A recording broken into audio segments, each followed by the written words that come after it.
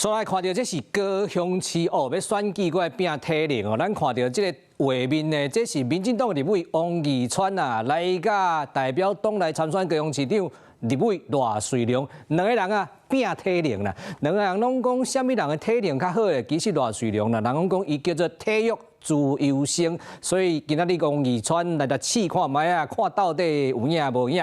另外一方面，咱要看到的是國民黨這個部分哦，這個國民黨呢，就是咱頭先看到賴瑞良的對手啊，直接來到綠營鐵票廠鳳山，兩成功參加親子活動，甲選民有近距離。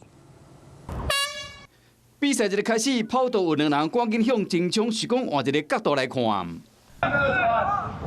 這敢是立委賴瑞良甲王義川，先賣講賴瑞良本來走佇頭前，和阿川超過位第一名變第二名，還佫有第二關。因為比賽，王義川一個殺出去了後，賴瑞良輕輕鬆鬆。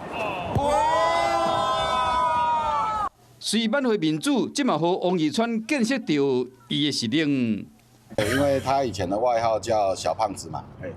然後又操懂自己是什麼體育資優生，所以我今天特地來測試一下什麼叫做體育資優生。講站的就到現場來會勘嘛，無我講佇喙寫講，啊毋是約9點人呢，畢竟這個活動是佇今日早起9點，佇林雅體育場，唔有王義川靠自身的電競，佫有賴瑞良的鉛球，雙方佫有比籃球。兩個立委穿運動衫要拼關鍵，也不能夠讓他失望回去了哈啊！這特別是阿川，這個以前也是台大田徑隊的，號稱啦，所以今天這一場絕對是龍爭虎鬥。龍爭虎鬥，唔來佇體育場爾，主戰場依然是佇年底的選戰對手，國民黨立委郭志溫，連屆頭一天就去鳳山陪這個囡仔。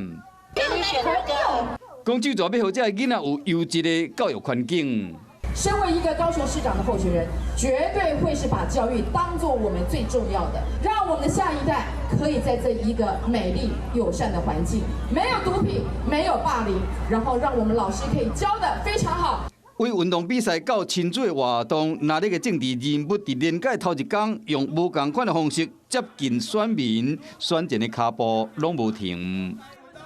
你好，我是宋彥明。想掌握最及時的新聞資訊嗎？趕緊訂閱、按讚、開啟小鈴鐺，鎖定華視新聞 YouTube 頻道。